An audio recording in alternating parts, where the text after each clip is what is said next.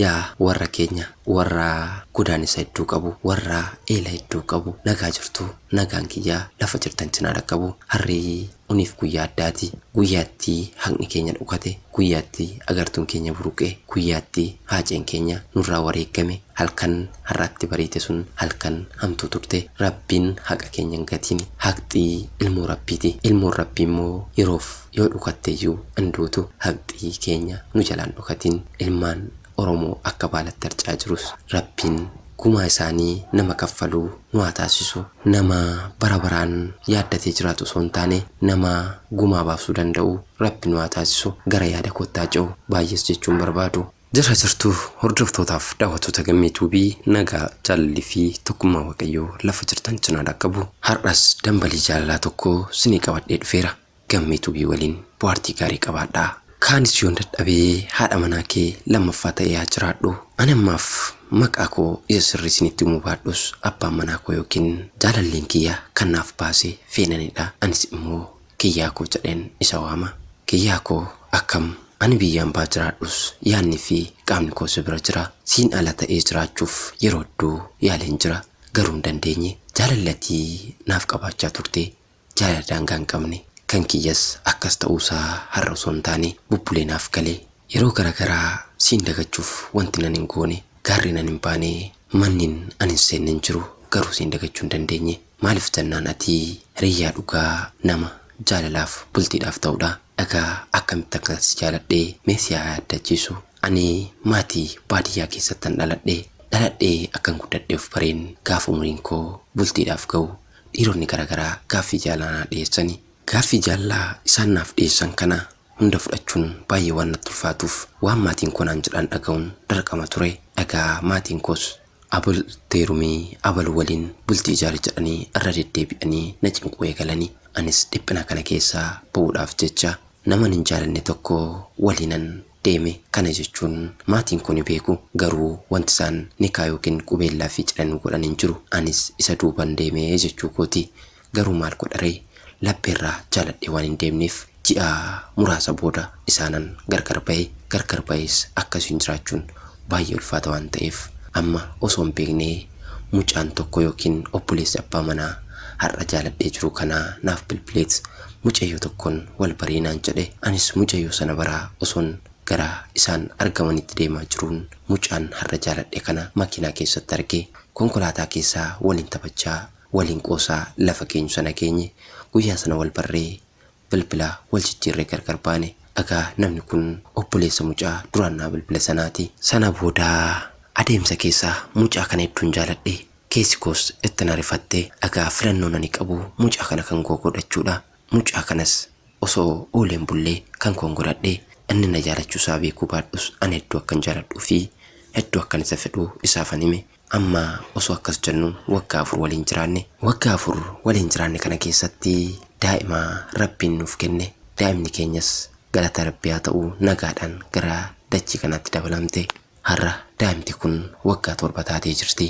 Jireenyi biyya keessaa waan ulfaatuuf akkasuma immoo maatiin koo biyya Awurooppaa kana keessa waan jiraniif gara biyyaan baa karaa qaxxaamuraa akka deemnuun na gaafatani. Anis tole jedhee jireenya keenya jijjiiruuf jecha abbaa manaa koo fana ka'een gara biyyaan baatti malee kana gaafa goonu daa'ima keenya maatiidhuma keenyatti dhiifneeti jechuudha. Sana boodas biyyaan baatti malee osoo biyyaan baa jiraachaa jirru jireenyi nutti hadhoofte maaliif biyya barbaannu sana hin geenye waan ta'eef biyya ormaa keessatti rakkachuurraa ati daa'ima keenyatti gali jedheen isaaf hime. Innis tole jedheet gara biyyaatti deebi'ee sana booda biyya akka ga'een anis isa gargaaruu fi maatii koo harka walakkaa biyya jiran gargaaruun eegale. Galanni rabbii haa ta'u. Egaa adeemsa keessaa osoo akkasiin isa gargaaraa fi walii bilbilaa jaalala keenya walii qoodaa jirru waggaan 3 dhumte. Waggaan 3 gaafa dhumtu riyyaan koo yookiin abbaan daa'ima koo kun gara biyyaatti maaf hin deebitu jedhee na gaafate. Gargar jiraachuun kaa ati amma waan jijjiirama kophaa kee fidduun jiru kanaaf gara biyyaatti kootu naan jedhe. Anis tole jedheen gara biyyaatti galuuf waadaa isaaf seene. Sana booda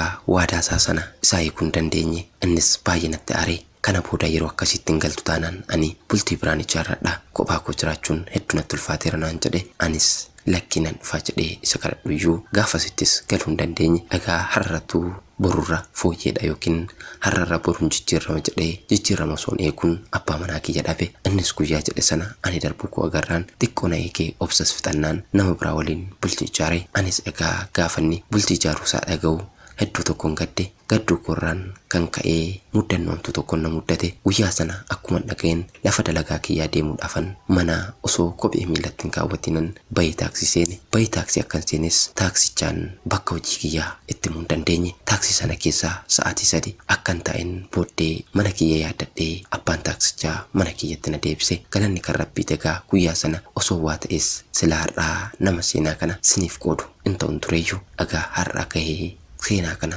sinii qooduu danda'eera. Ammallee galanni waaqa na uumeef haa ta'uun jechuu barbaada.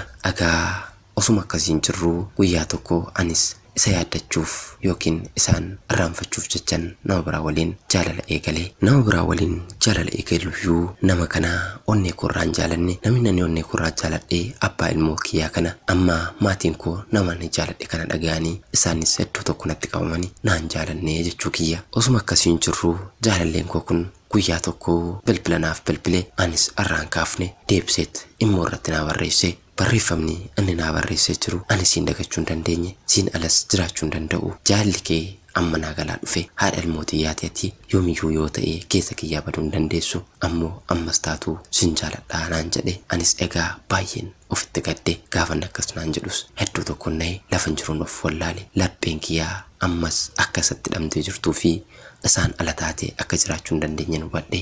Ammanis mucaan jaaladhee jiru kanarraan osoo hin beekne adeemsa keessaan irraa fagaachuu eegale. Gaafan jedhu qaamaan osoo hin taane lapheedhaan jechuu kooti. Baatii muraasa booda mucaa kanas nan dhiisee jechuudha. Amma egaa walii galatti dhiira 3 waliin bultii ijaareeraa jechuudha. Kanan waliin jiraadhu garuu harka Rabbii qofa jirti. Akkasumas keessa koo namni jiru kun jira jechuudha. Garuu amma ani kanan jiraachaa jiru qofaa kiyya. Egaa innis sababa jaalala kootii fi wantoota garagaraatiif biyya inni jiraachaa jiru yookiin lafa dhaloota keenyaa Habroo kanatti gammaduu hin dandeenye. Osuman jedhu bakka dhaloota koo siniif hin himne ani kanan dhaladhee ana Habrootti jechuun Harargee lixaa jechuu kooti. Amma kanan jiraachaa jiru biyya hambaa kaleessa abbaan manaa koo atti na dhiisee of duubatti deebi'e sana lafa maatii koos ga'uu hin dandeenye. Dhala koo yaadaa abbaa manaa koos yaadaan dararamaa jiraachaa jira. Abbaan manaan koo egaa akkuma inni yaada kiyyaa yaadaan dhiphachaa jiru natti meen anis sana yoo ta'ee gara kiyyatti kootu hanga danda'ee anis waan an danda'u siif yaala asitti jijjiiramuu dandeessa jedheen isaaf hime. Innis mucattii bultii ijaare kana waliin dhufuudhaaf yaade. Waliin dhufuudhaafis gaafa dhufee ana waliin bultii jiraachuu akka barbaadu natti hime. Yeroo sanatti haati manaansaa kun ulfooftee waan jirtuuf ulfa sana irraa baasisee daa'ima erga irraa baaseetii natti hime. Anis baay'een gaddee natti dhagahame. Maaliif akkas goota jedheen isatti ka'ee egaa ammas deebineet walitti buunee jechuudha. Ati erga akkas gooteetii ani dhufeen si waliin jiraadhaan jedheen. Innis tole naan jedhe. Ammas isa waliin jiraachuu hin dandeenye. Amma isa dhumaa maatiin isaa sitti ka'anii mucattiin kun jireenya kee diigde malee si waliin jiraattee bultii kee haga dhumaatti waan si fooyyestuu hin qabdu jedhanii abdii turanii. Innis anarraa abdii kutaa deeme. Ani garuu abdiin koo kutaa yookiin irraa fagaachuu osoo hin taane inumaayyuu jaalalsaatiin rakkachuu fi dhiphachuun eegale. Har'as taatu hedduu tokkoon jaalalsaatiin rakkachaa jira. Abbaa ilmoo kooti waan ta'eefis naman dhugaan laphee kootiin jaaladhee bultii waliin ijaares waan ta'eefan haga ammaattuu darara jaalalsaatiin abidda jaalalsaatiin laboobaa gubachaa gaabbaa gaddaa jiraachaa jira. Erga maatii isaa dhaga'ee booda ammas al sadaffaadhaaf dubartii biraa waliin bultii ijaare. Ishee duraa kana ni hiikee jechuudha. Amma egaa adeemsa keessaa na waliin akka jiraachuu barbaaduu fi jireenya isaa itti fufuu akka barbaadu naa'imullee akka durii sana miti. Mucayyoo ishii kana yookiin haadha manaasaa sadaffaa kana jaalateeraa jechuudha. Anis isa malee jiraachuu akka hin dandeenye hubadhe. Har'aa waggaa 9 guute jechuudha. Ilmoon kiyyeeyyuu waggaa 7 siniin jedheera. Aniif inni erga wal bareetii waggaa 9 lakkoofsneerra. Galanni Rabbi haa ga'u. Nutis jiraannee waggaa lakkaa'uun waan tokko. Ani hagam biyyan baa jiraadhe kana keessatti maatii koo gargaaruudhaan kan hafe jijjiiramni ani agarsiisan jiru. Amma gara biyya kiyyaatti galee isa faana jiraachuun fedhii koo taatus gaaffii guddoo natti humteeti.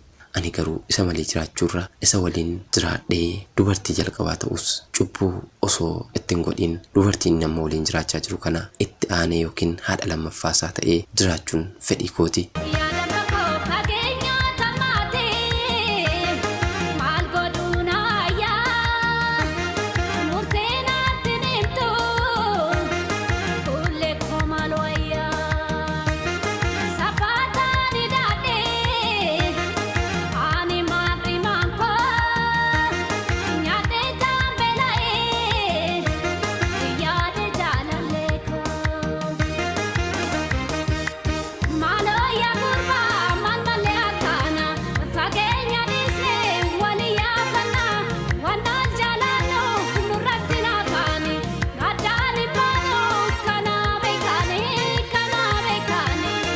Innis haa ta'uutii koottuu rakkoon qabu daa'imti keenya waggaa dheeraadhaaf haadha malee jiraatteetti ani bakka abbaan bu'a abbaas ta'uu kan hin danda'u haati yoo jiraatteen abbaa guutuu ta'uu danda'a. Kanaaf egaa koottuu waliin haa jiraannu anillee daba tokko siif hin qabu hedduun si jaaladhaa naan jechaa jira. Anis hawwiif fedhii kiyya waan ta'eef haadha manaa lammaffaa ta'ee jiraachuun murtii koo dhumaallee ta'ee natti mul'atu. Keessi kiyya garuu na sodaateera. Nan cubbisee laata, nan miidhee laata, nan gidirsee laata. Har'as yoon deemee bultiin kun hin taanee maalan godha jedhee keessa kiyyatti shakkiin natti uumameera. Egaa isin maallaan jettu? Maalis narraa barattu laata? Waa akka narraa barattan abdiin qaba. Waa immoo akkanaan jettan hawwii kiyya. Keessattuu wanti isin na gorsitan yoon galee maalan ta'a? Maalan gochuu qaba? Haadha manaa lammaffaa ta'ee jiraachuudhaaf mucattii ishii inni waliin jiru kana waanan cubbise natti fakkaata. Abbaan manaa koo kun hedduu waan na jaalatuuf gara kootti gaafa jaalasaa deebisu ishiidhaan wal jibbaa deema. Gaafa ishiidhaan wal jibbee ammas haadha manaasaa kana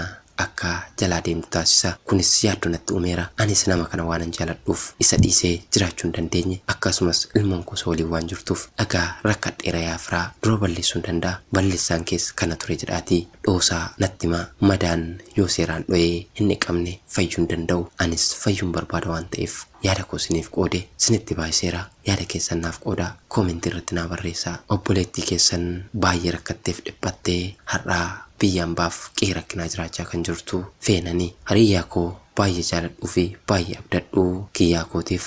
Tole egaa obboleettii keenya seenaa kennu qooduuf guddaa galatoomi. Seenaa kanarraa waan guddoo baranna jedhee yaada. Mee asirratti yaada bal'aa tokko siniif haa kennu. Sinis obsaan na dhaggeeffadhaa. Yaa obbolaa koo sinitti haa mul'isu. Mucayyoon kun dhugaadhaan nama kana jaalatte.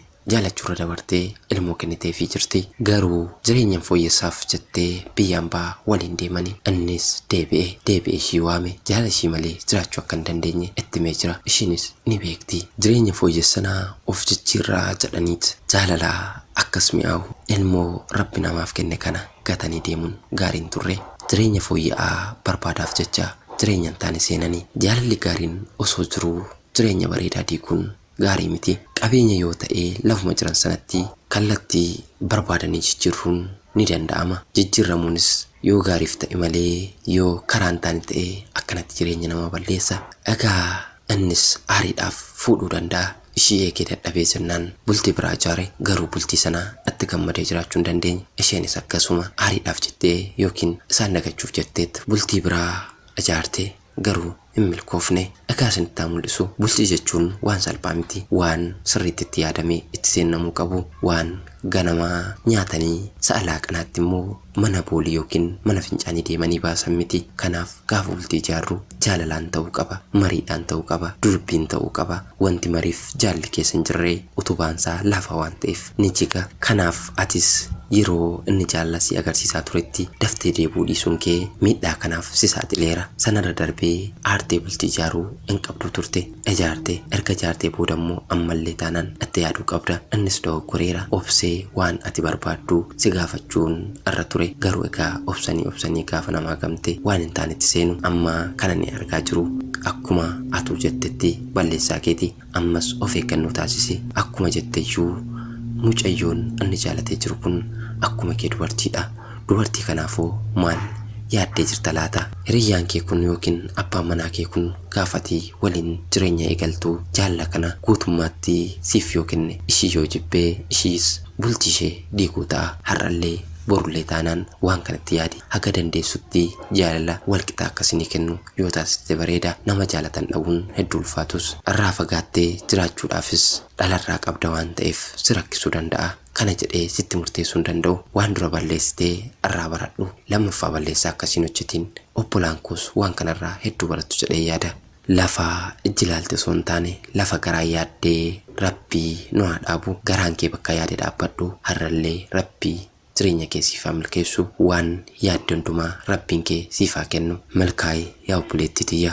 Tole daawwattoonni Gammee Tuubii yeroo kamuu yaada keessan nuuf qoodaa. Like, share fi subscribe gochuun wal dhaqqabsiisaa. Yaada keessan yeroo kamuu akkasiin barbaadanitti sinii hojjedhee waanan beekus beekumsa kiyya siniif hiree sagaleetti jijjiiree siniif ga'uuf qophaadha. Kanaaf egaa isinis waan gochuu qabdan godhaan dhaamsa kiyya. Horaa bulaa deebanaa. Gammee Tuubiidhaa Oromiyaa.